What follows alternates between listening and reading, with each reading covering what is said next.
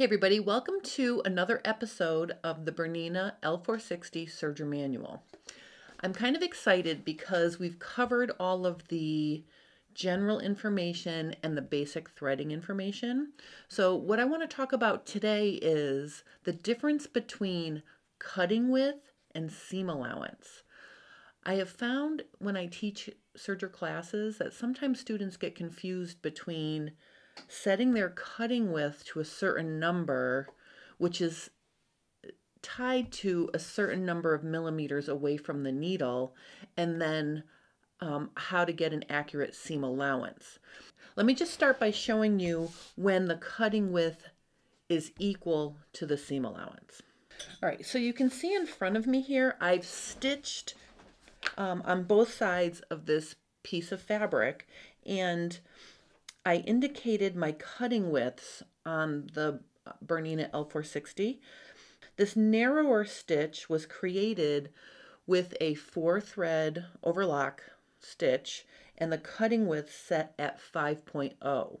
Now that is the most narrow cutting position on this serger, and if you set your cutting width to 5.0 and you line up your fabric so it just skims along the edge of the knife, meaning you're not cutting anything off, that's going to give you an accurate 1/4 inch seam allowance.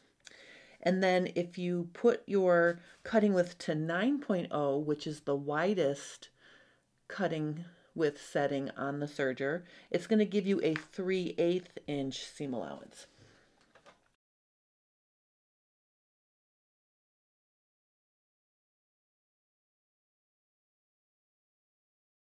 And just to sort of verify, I'm going to put my ruler here so you can see that this is a 1/4 and this is 3/8.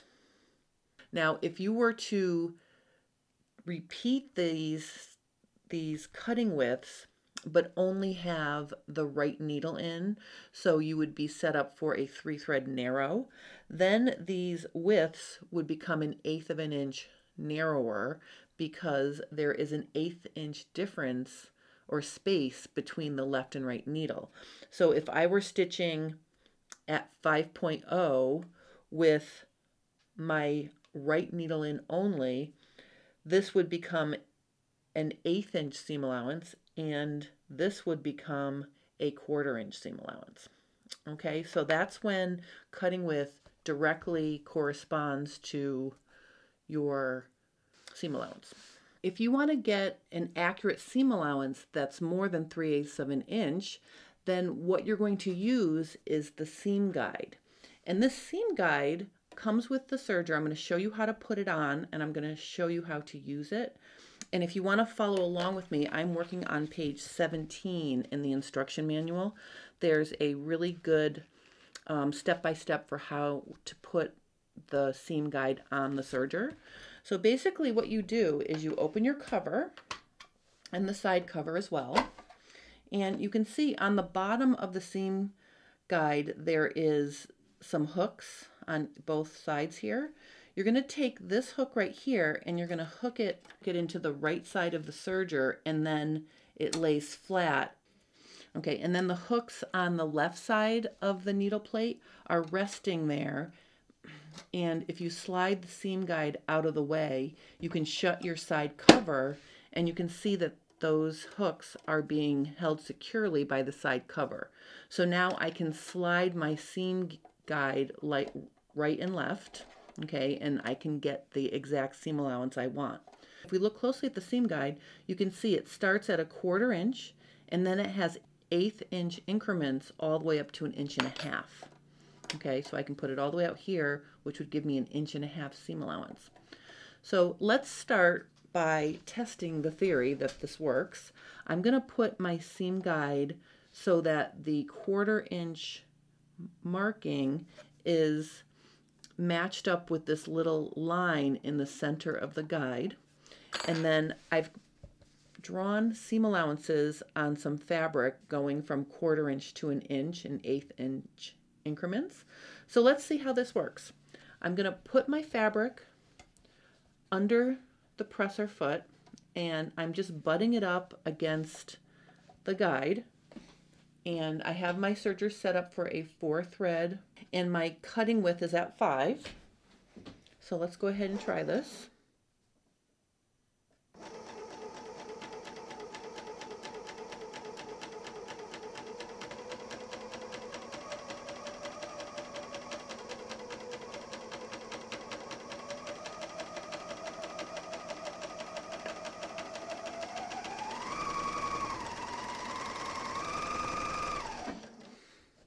All right, so let's take a look at this. Okay, so you can see that that made a accurate 1/4 inch seam allowance. So now what I'm going to do is I'm going to put my cutting width all the way up to 9. Okay, and I'm also going to move my seam gauge to 3/8 of an inch.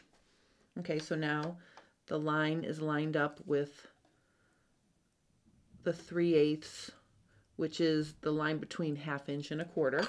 Let's try that one.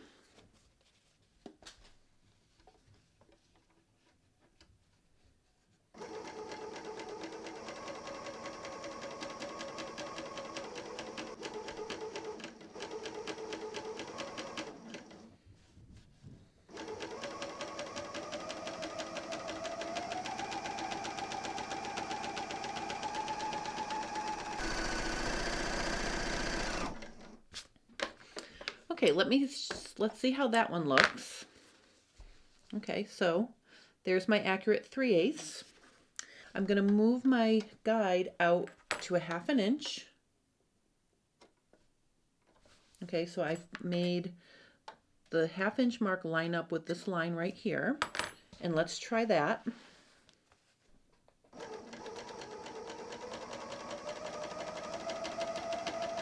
Now notice, as we work on the 1/2 an inch, notice it's cutting off fabric, okay? Because now the seam allowance that we're looking for is wider than the cutting width. So the cutting width is the same as when I stitched the 3/8 where it didn't cut any off, but because we're doing a wider seam allowance, now it's cutting off the extra.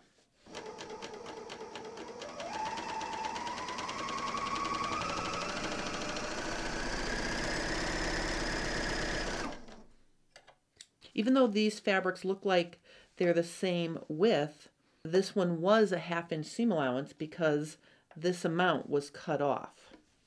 Okay.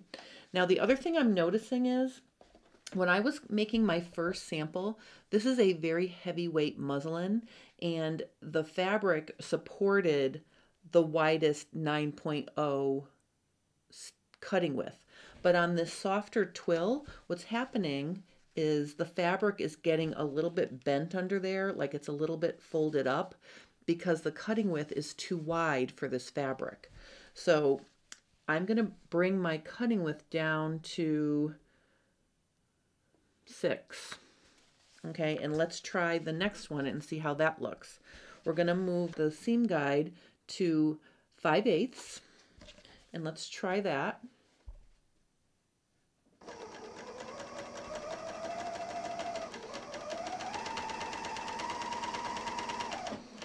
Okay, so now you can see it's cutting off approximately 3/8 of an inch, or maybe just a little bit less than 3/8 of an inch here.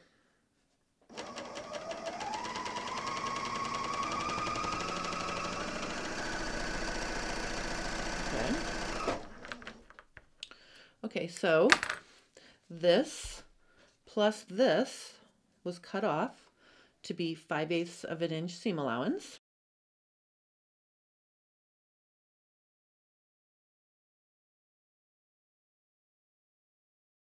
All right, let's try the next one. I have 2 more. Let's just do 3/4 in an inch. So I'm going to go to 3/4. And I'm going to start stitching.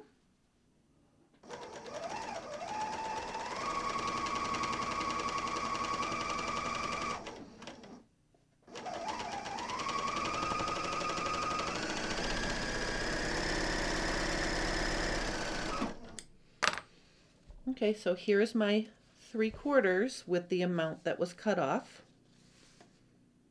It really is nice to have the seam guide and have such wide seam allowances available for those projects that you need it. So I'm just going to sew this last example, and I just want to point out that you do not need to draw a line on your fabric to get your accurate seam allowance. I just put that there to show you where it should be and then sew it so you could see that it actually was the accurate seam allowance. But if you did have a line you were trying to follow and you wanted the top of your serged seam to be at that exact spot, the other guide on this serger that is very helpful is there are 2 ridges on the toe of the presser foot. So the left ridge corresponds to the position of the left needle, and the right ridge corresponds to the position of the right needle. So in addition to, I'm going to keep the edge of my fabric right along this guide, butted right up against the seam guide, but I can also watch to make sure my line is lining up with the indicator on the left on the toe of the presser foot.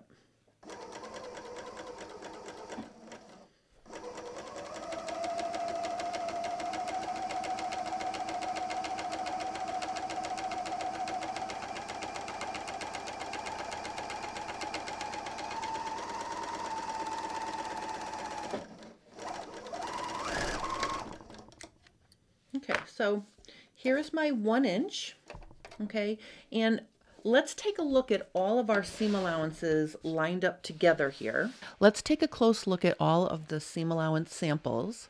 For the 1/4 inch, I set the cutting width to 5.0, which is the minimum cutting width on this serger, and you can see that it created a accurate 1/4 inch seam allowance with nothing cut off. Then I increased the cutting width to 9.0, which is the max setting on this serger, and it created a 3/8 inch seam allowance, cutting nothing off. Then I set the seam guide for a 1/2 inch, and I stitched that sample. Notice fabric was cut off. For the next sample, the 5/8 inch seam allowance, I noticed that the 9.0 cutting width was too wide for this fabric because it's a little bit softer than the original muslin I was playing with. So I reduced the cutting width to 6.0, and notice that now the fabric underneath the loopers is laying nice and flat, and some fabric was cut off a little bit more than the 1/2 inch. And then to finish up, the 3/4 inch and the 1 inch seam allowance samples have the same width of a stitch as the 5/8, where I adjusted the cutting width to 6.0. But it cut off more, and then finally at 1 inch it cut off the most. Think of cutting width as the distance between the outermost needle, so when you're working with a 4 thread, that would be the left needle, and the cutting blade. And the seam allowance is the distance from the outermost needle to the raw edge of the fabric. And the way you get that to sew at the seam allowance you want is to butt up the raw edge against your seam guide with it set to the seam allowance you're trying to sew. All right, so I hope this clears up the difference between cutting width and seam allowance.